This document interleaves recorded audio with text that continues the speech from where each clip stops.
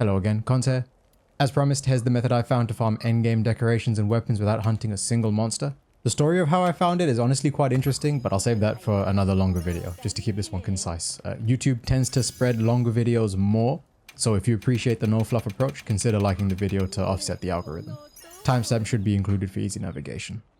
We'll start off with the results, just so you can see if it's worth your time, and I'm pretty sure it will be. The key to this farm is the gold melding ticket. Each one is worth 1200 melding points, which amounts to 10 of the best offensive decorations or 20 of the best defensive ones, and also 15 of the best relic fragments. You get these tickets via this item trade with Sekka right here, so be sure to unlock that. The nightflower pollen is supposed to be time consuming to farm, but that's where my exploit comes in. Now I don't have hourly rates yet, I'm saving that for a video on fully optimizing the method, but I assure you that the rates are very good. Now I'll explain how to do it. The method might seem a little bit weird, but like I said, I'll explain why the systems work this way and how I worked it all out in a future video. I'm just going to give you the info that you need to execute it all. The only prep to do is to set up camps 3 and 10 if you haven't already. The first step is the most confusing, and that's to get to the day that has a full moon at the end of it. The moon cycle in Monster Hunter Wild has 7 phases to it. Here they are in order. Compare the moon that you currently have to see what phase you're at.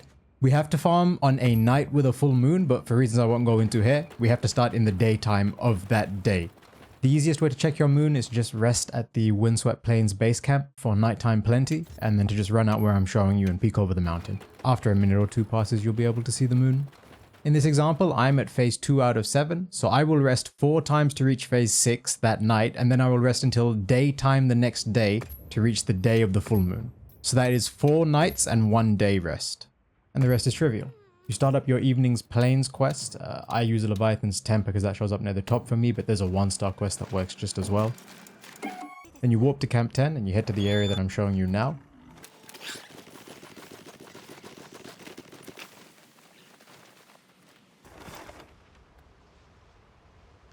You wait for the flower to bloom when evening ticks over to night, and then you grab it.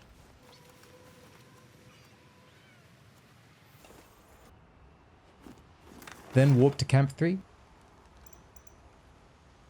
Follow the directions that I'm showing you and grab your second bloom, and then end the quest.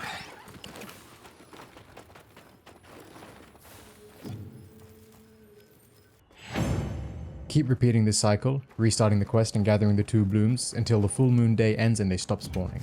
There are optimizations and trade-offs to be made, but like I said, I'm going to save those for a video dedicated to optimizing this method as much as I can.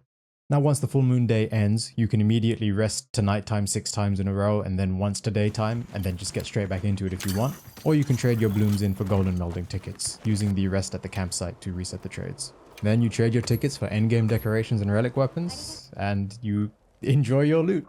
You're welcome. In the future, I'll be covering some optimizations, some of which I've already found and some of which I have ideas for that I want to test. Pushing the hourly rates as high as I possibly can, and obviously working out those hourly rates too. Now that this side quest is over, I will grind out the endgame and make detailed guides on exactly how all of those systems work.